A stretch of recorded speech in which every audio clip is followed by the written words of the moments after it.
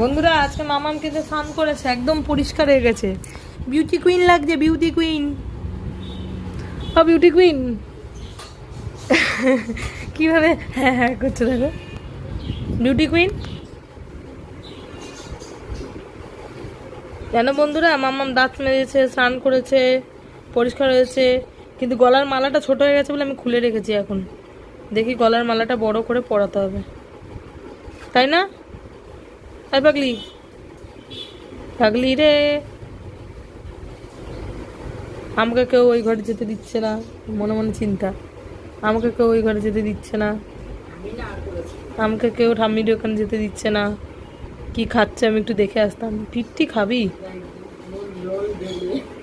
জল লাল পড়ছে মুখ থেকে টক টক করে।